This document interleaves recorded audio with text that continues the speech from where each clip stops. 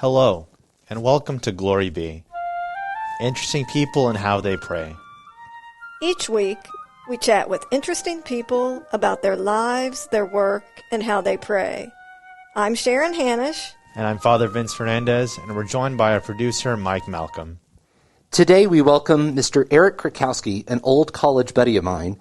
Eric serves as the assistant principal at Duchesne Academy, an all-girls Catholic high school in Omaha, Nebraska. Among other things, he directs their sustainability efforts and their international exchange program. He gained internet attention because of his clever snow day phone messages, which he sang to Disney tunes. And as a special guest, we've got one of them here. Duchesne is gonna have a snow day on Tuesday, February 2. You can wear your PJs all day long, or read a book, or binge some Netflix too. You could bake yourself some cookies. I don't care, as long as you're safe inside. Tuesday is gonna be a snow day. Don't ask yet about this Wednesday. So that is classic right there. Eric, that's the one that got it started, Mike. Yeah, that was it, the original. I love that, yeah. And disclosure, way back when, 30 years ago, Eric and I were in a band in college, the seminary classic rock circuit. We did that. Now, Eric, when he was at seminary, he got a BA in history from St. Meinrad College, an MA in theology, and an MS in educational leadership, those last two at Creighton University. Eric likes baseball, and he loves to read, travel, and spend time with his wife and two kids. Eric, welcome. Thanks for having me on. It's great to see you again, Mike. Yeah. I hope you're staying warm. Yeah, we've had a bit of a cold snap. We got about 2 or 3 inches of snow yesterday, and it feels like January and not October. Oh, wow. I'm not a huge fan of, and I didn't get a chance to do a snow day song this week. We didn't get enough. Yeah, I was going to ask that. How much snow does it take for you guys to cancel? It's usually around 4. If we get 4 inches or more overnight, that's usually plenty to get us a day off of school. Yeah. There is panic in Oklahoma, where we're based, in the western part of the state, because there's a lot of ice that has dragged a lot of the trees down. My pastor just got back from Oklahoma City, and he was saying that all the leaves have not yet fallen, so there's a lot of surface area for the freezing rain to cling to, and so it's dragging a lot down. It's a mess. Yeah, it makes a lot of sense. Yeah. Well, you are a vice principal in a high school in a very odd time in the history of Earth. So how are things going there? We're getting through. We've been we go 4 days a week, everybody here. We're a school of about 350 students. The biggest challenge is it's an old building. The school was founded in 1881 and has been added on to numerous times over the years, but they're not huge spaces, so to try to maintain social distancing, we have to get creative and use all kinds of spaces around the building. But so far, we've been very fortunate. That's another thing I'm doing is kind of spearheading our coronavirus response stuff. So that's given me a couple of sleepless nights over since May, but we're doing really well. We haven't had a positive case in the building so far. Oh, wow, great. Yeah, but a lot of folks go to quarantine from time to time. So, yeah, that's the big part of it. Are you related to the Archdiocese of Omaha, or are you independent somewhat? We're an independent Catholic school, but yes, we are. We're not an archdiocesan school, but we do, fall under the auspices of the archdiocese and respond to them. Yes. So, okay. Yeah. Well, and I'm really interested in the sustainability program that you started. This is all from you, right? No, I was tapped on the shoulder because I was known that I had an affinity for this type of thing. So when our head of school, we were approached by a donor back in early 2017, with an interest in after Laudato Si had been published in 2015, with an interest in saying, hey, this would be something I think Duchesne could do a better job at. And so if you find a match for this donation to underwrite, they underwrote the Veritas Group is an Omaha-based sustainability firm that works with a lot of organizations and businesses. And so they paid for they underwrote the cost for us to work with Veritas Group for the course of that school year to identify our needs and develop some goals. So And so in 2017, we launched everything, and then, like I said, my head of school knew I had an interest in this stuff, so she tapped me on the shoulder and said, hey, how would you like to kind of be the face of this? And it's one of the favorite things about my job. I love that we are in a school that's responded to this. I think I wish more Catholic institutions did respond to this particular encyclical. But we've served as a model, I think, for other schools and parishes here in the Omaha Archdiocese. And I get a lot of phone calls and emails, people asking details on what they can do, and I really enjoy that and I'm proud of the fact that we're on the front. We were named in April. We were named by the U.S. Department of Education as a Green Ribbon School. Only a handful of schools across the country this year that get that designation. So we're really, really pleased and happy about that and what that means for us. What has changed over the course of the grant? What's made life different at your school? Several things. We've got 4 goals that we're shooting for. One is to be zero waste by 2030. So we became the first school in the city of Omaha to develop to incorporate a composting program back in September of 2017. So we compost our lunch waste. We don't use styrofoam or plastics. We use all compostables. If it can't be washed and it needs to go somewhere, we don't send it to the landfill. We send it to a commercial composting facility. So food waste, those types of things, paper towels. We're currently, the last waste audit I did, we were at a close to 80% diversion rate of waste from the landfill. So that's a substantial improvement over about the 15% diversion rate we had when we began.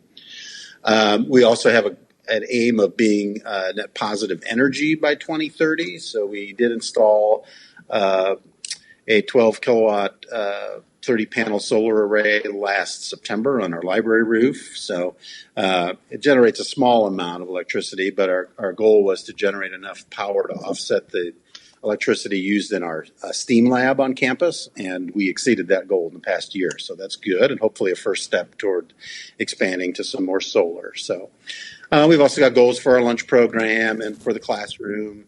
So we made great progress on all of those things, which we're really proud of. You know, back right after Laudato Si came out, we had a study group here at St. Mary's, and we started to do little things. So one of the first things we did, and we are blessed to be able to do this, but because we can afford, but we changed all of our, so we have plates and, bowls and cups, and they're all biodegradable. We put little things in the bulletin recommending, that people would read each week, like turn off your lights or, different little things. But as I was listening to you, I was thinking, like, what if you could think of 1 or 2 things that a parish might be able to do to kind of implement Laudato Si, to head in that direction? What would you recommend? I would say the first thing, I think something that's really worked for us and is something that kids can latch on really quick, is to reduce your waste in whatever way you can do that. Even if it's not having the ability to go to composting, at least being conscious about the kinds of products you buy, not just buying the cheapest thing, because the styrofoam coffee cups are cheaper than anything else. Right. So, encouraging people to use reusable things as much as possible, or investing in those for the parish for, funeral luncheons and those types of things. I think it's a really noticeable thing. I mean, you can easily monitor how much waste is going into that dumpster, how often it's picked up, and you can get some good, solid numbers pretty quick on that I think people will go, wow, that's pretty great. And I think you're onto something too with the reduction of energy reduction. When it comes to making decisions in the parish, when it's time to, when the furnace kicks, is on the fritz, or when there's upgrades that need to be done, if you can work it into the budget to pay a little bit extra to do something that's got a little higher energy efficient, or to improve your insulation, to improve the windows that you're putting in. I mean, that's something we're an ongoing process as an old building of upgrading our windows, and if you can leak as much heat and cool depending on the time of year as possible, that'll help your bottom line too with the money you're saving. So if you could couch it in a way that you're also saving money while you save the environment, I think that often resonates with people too. Yes. How do the kids kind of respond to it, all the changes at the school? Were they kind of, does it like affect them that much, or does it really kind of inspire them to be better stewards of the planet? I think they're really proud of the fact that we're doing this. They're on board with it. We do exit interviews every year with our seniors, and every year we hear them say how much they're going to take this beyond when they go to college, or it's helping affect their career choices, that they want to go into environmental engineering or environmental law, these kinds of things. So the kids are into it. So they really do a great job with it. Do you hear stories of them taking it home, talking their parents into it? Yeah. I've got parents contacting me and telling me, thanks a lot. My daughter wants to start a compost pile in the backyard.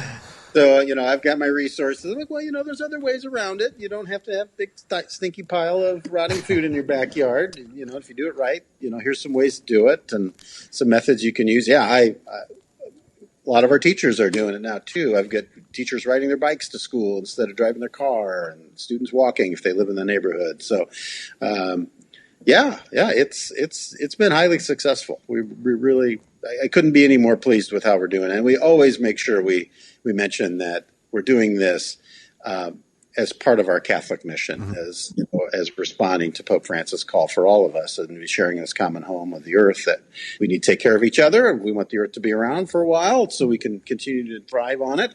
Then we need to do our part to make that happen. I remember it's been, it's got to be 10 years ago. We had a vacation Bible school, and it was before Pope Francis, but before, and their one of their things that they did was they talked about recycling, they talked about caring for the earth, and they went and volunteered at Up with Trees, planting trees, and it was all part of this care of God's creation. And at that time, I'm embarrassed to say, but we were not recycling, we should have been, and we intended to, and it wasn't easy. And my kids came home and said, we need to, so it is that trickle down, whatever you're teaching them is they're going home and saying, start a compost. Yeah. So it really does impact, more than just your students. And I've known for years that this was something that teenagers especially had an interest in and affinity for. I mean, we've had a number of student groups I've been here over 20 years, number of student groups over that time that have kind of started and dropped off. So when we were able to support it at the institutional level, I think that's really what helped it take off. So the interest has always been there. It's been the follow through that's been missing. And now that we have that follow through, it's the sky's the limit. That's awesome. What's next for the school? Do you have any future plans? As far as sustainability goes, right, and with other things as well. Well, I'd love to add more solar panels. I'd love to decrease our carbon footprint that way. Transportation is an issue.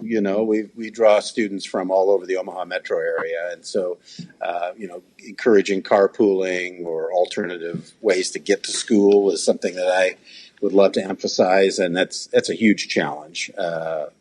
Just getting people from point A to point B in an efficient way, and so that's next on my checklist. So one thing I wanted to ask you about is I hear you and Mike were in a band back in when you were at St. Meinrad's.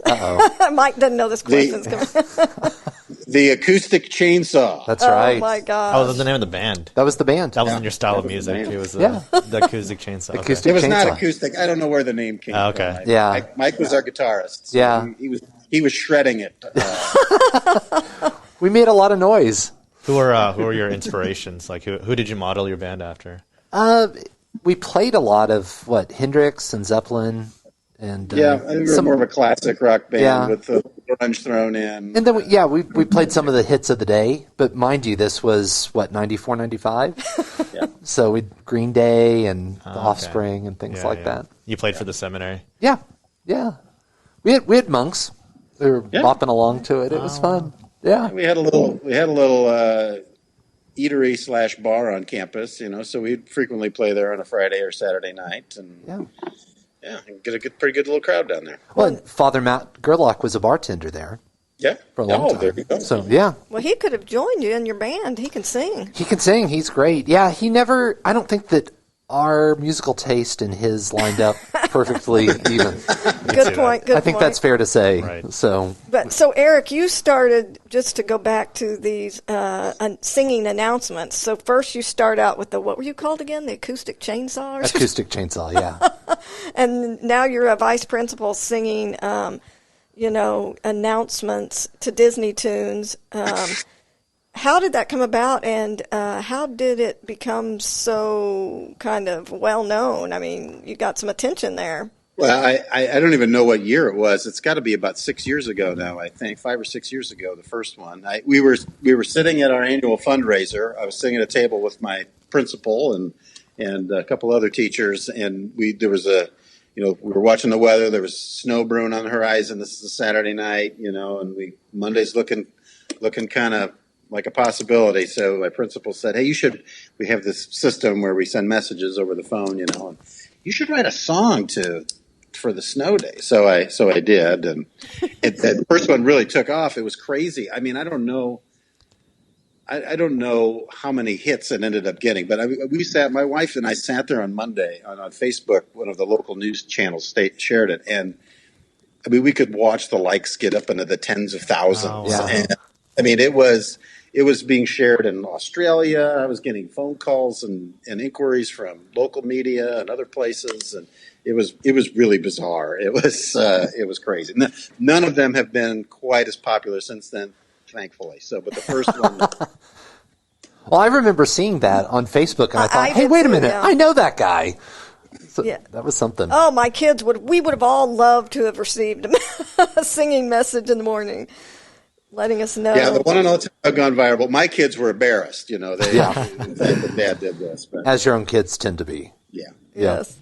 Well, I'm sure Mike told you we're called Glory Be Interesting People and How They Pray. And so it's that time of the podcast to chat with you about your prayer. One of the things about the academy where you teach is that it said it's part of the Sacred Heart Network of Schools, which was founded by St. Madeleine Sophie Barat. I have never heard of her. Who is she, and does her spirituality impact the way you pray, the way your school prays? Oh, absolutely. I've been influenced by many different traditions over the time.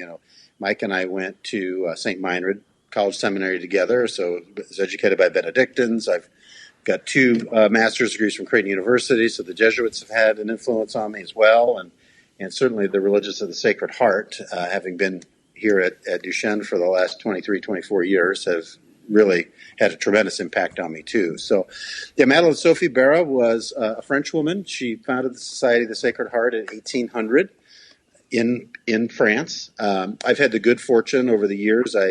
Every 2 years I put together a group of students and adults and parents, and we travel to France and visit these places that are important in our heritage and our history. So we visit her birthplace in Joigny in Burgundy, France.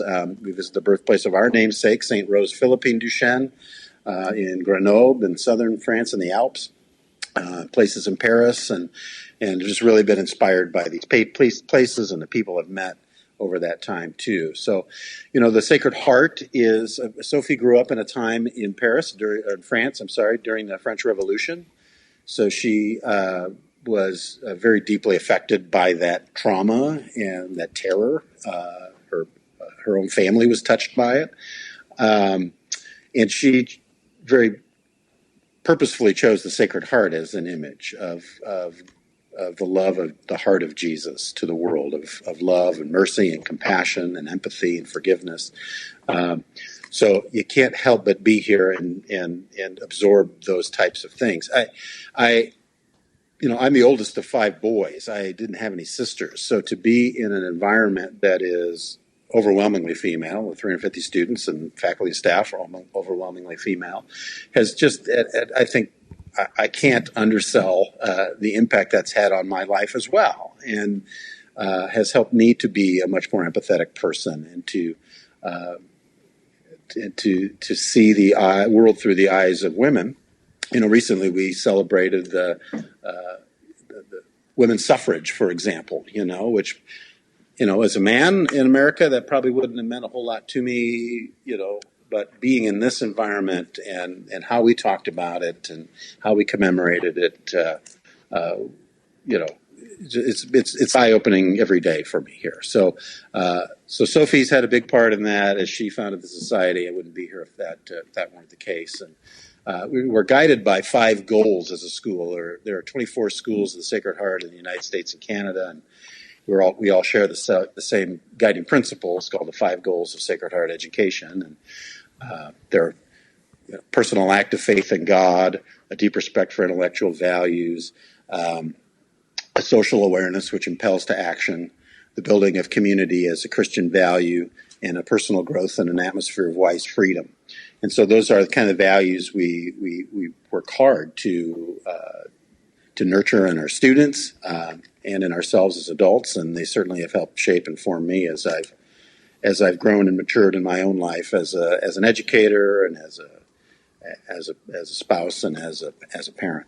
Well, that's beautiful. You mentioned too that you were educated by the Jesuits, as was I, and Great. Yes, I went to Western Jesuit School of Theology back many years ago, but certainly Jesuit Spirituality and the Ignatian contemplation and all of that is part of my spirituality.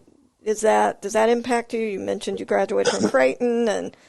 Absolutely. My wife is a Creighton alum as well, and we have a number of friends who work at Creighton, teach at Creighton. And about 6-7 years ago, my wife and I joined a group here in Omaha called the Ignatian Associates, and it is laymen and women who have an affinity for Ignatian spirituality. With the spiritual director, I did the 19th annotation of the spiritual exercises, 7 years ago or so.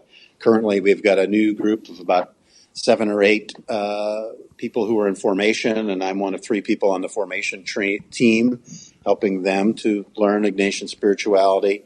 To me, it has been just a very liberating way to look at my own spirituality.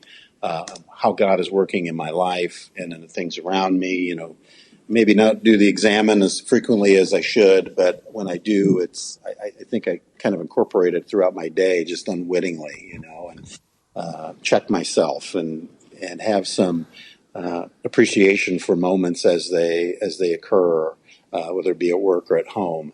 They frequently guide my daily walks, looking back on my day and what went well and where can I do a little better job next time. So absolutely, Ignatian spirituality has been, and I see that in Pope Francis too. I really have a deep respect and admiration for him and how he approaches the world and the church, and as someone who enjoys and lives Ignatian spirituality as much as I can, I see that in his words and actions as well, which is really inspiring to me. That's awesome. Well, one of the questions we ask everybody who's on the show, you're guest number 12, in a long esteemed list. That's very biblical, by the way. Yes, exactly. That's not Judas. Yeah. He's usually the 12th one. So. Well, then, speaking of that, was there a moment in your life that you wish to share, where you found it especially difficult to pray? And how did you get through that? Oh, boy. In more Ignatian spirituality terms, there are periods of consolation and desolation very often in my life. I've never felt this sense of abandonment by God. I've never felt that God wasn't there. I've come to understand how God is there in different ways, or where God wasn't, in times when I thought maybe God was there and I was mistaken, or vice versa. Honestly, I think maybe coming out of the sexual abuse crisis is something for me that really made it difficult. Having been somebody who grew up in the church, was Catholic educated all the way through grade school and high school and college, who was in the seminary, who was deeply shaped and formed by the church and loved so much about it. A sense of betrayal that I had felt in the wake of that, and disappointment in leadership. was kind of probably one of the darkest spots. And honestly, it's not something that's done and gone. It's something that's ongoing. And so those periods of disappointment continue to reveal themselves from time to time. So that's probably been the hardest part. And, I think one thing Ignatian spirituality has helped me to see about myself, and my own spiritual director has been wonderful at this, is, being able to see myself and my life of faith as intertwined with the church, but also as independent from that. I can be a person of faith and a man of faith, and have questions and doubts and be upset with developments in the church, and not let that, lead to a wholesale rejection of the church or God as a result of that. So, okay. And then here's one more question we ask everybody. If you could ask the entire world to join you in prayer for a specific intention, what would that be? Well, that's an easy one this week, a week away from an election here in the U.S. I pray for unity in our country. I pray for wisdom and understanding, for compassion in the next week, and then in the future, whatever the results of this election will be, that we treat each other as sisters and brothers with love and with care in the wake of the election as well. That's my big prayer every day. It's something front and center in my mind. So great. Well, I hope everybody does join you in that. I think that's a great prayer. Would one way that we close every week is we ask our featured guest to lead us in a Glory Be. Would you mind doing that, Eric? Okay. Absolutely. In the name of the Father, and the Son, and the Holy Spirit. Amen. Glory be to the Father, and to the Son, and to the Holy Spirit, as it was in the beginning, is now, and ever shall be, world without end. Amen. Amen. That was great. Yep. Thank you, Eric. Thank you for this opportunity. It was great to meet you. Glory Be is a production of the Office of Communications at the Church of St. Mary in Tulsa, Oklahoma. I'm your producer, Mike Malcolm. See you next week.